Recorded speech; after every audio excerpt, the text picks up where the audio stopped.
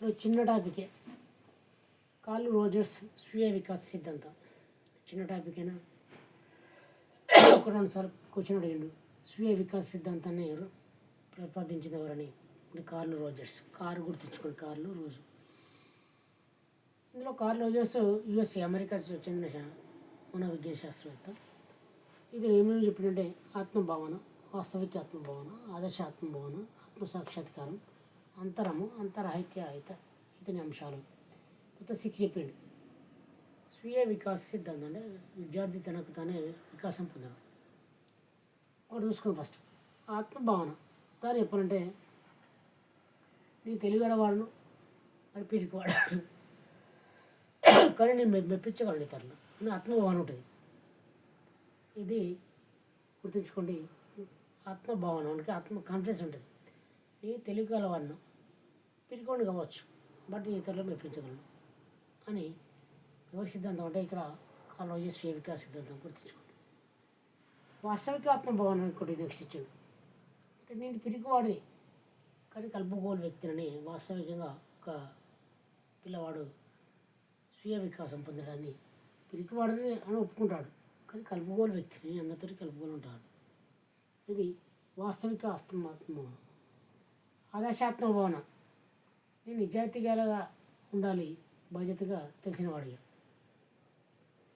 అంటే నేను నిజాయితీగా ఉంటే ఇంకో వేటలు నన్ను ఆదర్శంగా తీసుకుంటారు, బాధ్యతగా ఉంటే ఇతరులు నన్ను ఆదర్శంగా తీసుకుంటారు. ఇది ఆదర్శ ఆత్మభావన. ఆత్మ సాక్షాత్కారం అంటే నేను ఏమిటి, నేను ఎలా ఉండను, నేను ఎలా ఉండాలి అని తనకు తన ఆత్మ సాక్షాత్కారం చేసుకోవడాన్ని ఇది కార్ల్ రోజర్స్ యొక్క 4th అంశం. నెక్స్ట్ అంతరం.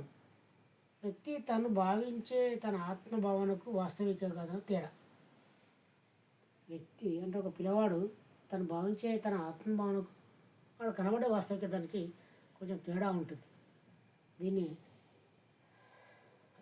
అంతరం అంటారు. నెక్స్ట్ అంతరాహిత్యం అంటే ఆత్మభావన నుండి ఆదర్శాత్మభావన వైపు వెళ్ళడాన్ని. ఆత్మభావన నుండి ఆదర్శాత్మభావన వైపు వెళ్ళడాన్ని ఇది గుర్తుంచుకోండి. అంతరాహిత్యం.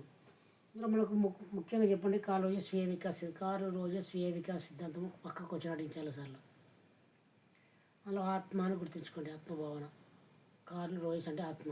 ఒక సినిమాలో కార్లలో ఆత్మలో తిరుగుతుంటే సినిమాలో చూస్తాం, అట్లా గుర్తుంచుకోండి.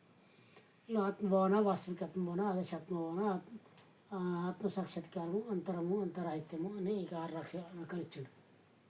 ఆత్మ అంటే నేను తెలియగలవాడను, పిరికివాడను, ఇతరులు మెప్పించగలను, మనకి కాన్ఫిడెన్స్ ఉంటుంది. వాస్తవికత అంటే నేను పిరికివాడను, బట్ కలుపుకోని వ్యక్తిని ఓపెన్గా ఒప్పుకుంటాడు. ఆదర్శాత్మకం అంటే నేను ఆదర్శం అంటే ఇతరులకు ఉండాలంటే నిజాయితీగా బాధ్యతగా ఉండాలి.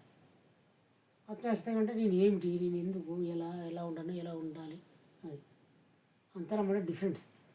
తను భావించే తన ఆత్మ వరకు వాస్తవిక ఆత్మ వరకు మధ్యలో ఉండే తేడా. ప్రస్తుతం కనిపించేదానికి అతను ఉండడానికి. అంతరాహిత్యం అంటే ఆత్మభావన నుండి ఆదర్శాత్మ అంటే లోపలనే డిఫరెంట్ అన్నారు. ఓకే. ఆత్మభావన లోపల ఉంటుంది, ఆదర్శాత్మ లోపల ఉంటుంది.